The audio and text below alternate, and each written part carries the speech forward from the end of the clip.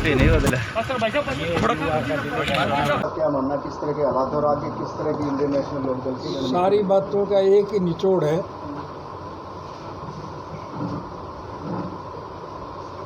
कि इस किसान संघर्ष का क्या परिणाम निकलेगा ये तो भविष्य के गर्भ में है। लेकिन सबसे बड़ा लाभ इस देश को ये होगा कि नाम का तो ये किसान आंदोलन है, लेकिन इसमें सभी जात के लोग सहयोग और समर्थन कर रहे हैं।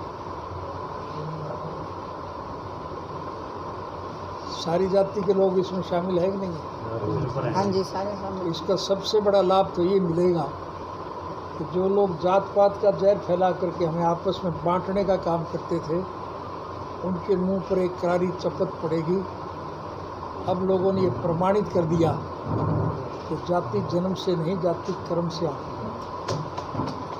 और आज इस देश का हर नागरिक, चाहे कोई किसी भी धर्म और मजहब को मानता है, किसी भी जाति का है, किसी वर्ग से जुड़ा हुआ है, और चाहे किसी के रोजगार, व्यवसाय और कारोबार का कोई भी साधन क्यों ना हो, चाहे कोई हिंदू है, सिख है, मुसलमान है, ईसाई है, चाहे हरिजन है, चाहे बैकवर्ड है, चाहे मजदूर है, चाहे कारखानेदार है, चाहे दुकानदार है, चाहे कर्मचारी है, चाहे किसान है या कमेरा, आज इस देश का हर नागरिक मौजूदा प्रशासन से बहुत दुखी और परेशान है।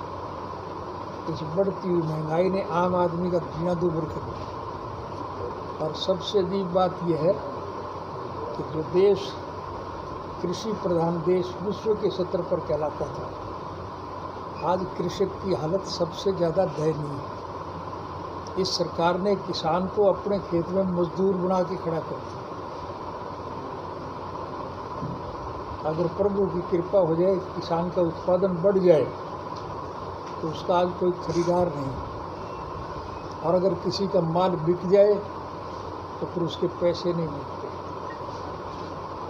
आज मैंने मंडियों में खुद देखा है, क्योंकि मेरी आदत है सड़क सड़क फिरता रहता हूँ, कि ट्रैक्टर ट्राली अनाज की भरी हुई वापस जा रही है घर को।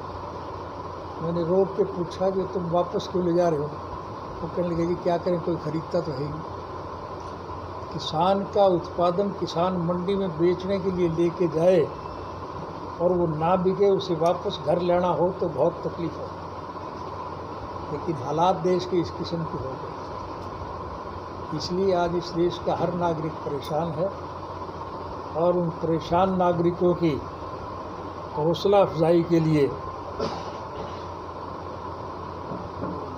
मुझे ये कहूँ कि इस सरकार ने अवसर प्रदान कर दिया कि मैं दोबारा जाकर के लोगों से मिल सकूँ। अब मैं आज के बाद हरियाणा प्रदेश के नहीं, समूचे राष्ट्र के एक एक गांव में जाऊंगा, एक एक व्यक्ति से संपर्क स्थापित करूँगा। जो लोग संघर्ष में जूझ रहे हैं उनको बधाई दूंगा, और जो लोग किसी कारणवश उनके साथ शामिल नहीं हो रहे हैं उनसे विनम्र निवेदन करूंगा कि और सारी दिक्कत और कठिनाइयों को छोड़ करके इस संगठन में शामिल हो। राष्ट्र का भविष्य उज्जवल हो, ये हमारी प्राथमिकता है। और इस प्राथमिकता को पूरा करने के लिए हम हर संभव प्रयास करेंगे। और मैं विशेष रूप से प्रेस के लोगों से निवेदन करूंगा कि आप इस मामले में अग्रणी भूमिका निभाएं। अतीत में झांक करके देखो, इस देश में जब कभी भी कोई आपदा आई है, प्रेस के लोगों ने अहम भूमिका निभाई। आज भी हम यही उम्मीद रखते हैं कि आप वही भूमिका फिर निभाओगे। मौजूदा सरकार से भी हम यही उम्मीद करते थे कि वो सरकार लोगों के बताए हुए रास्ते पर चलेगी, लेकिन बदकिस्मती प्रदेश की ये रही कि ऐसे लोगों के हाथ में सत्ता आ गई तो सिवाय पैसा लूटने के और कुछ जानते ही नहीं। वो ऐसे कानून बनाते हैं जिसकी रूह से योजनाबद्ध तरीके से देश के लोगों का पैसा मुट्ठी भर बड़े उद्योगी घरानों के पास जाता है। ये अंबानी अडानी जैसे जो लोग हैं उनके पास वो पैसा जाता है और उनसे ये सीधा ले रहे हैं, जरूरत ही नहीं है कहीं पर।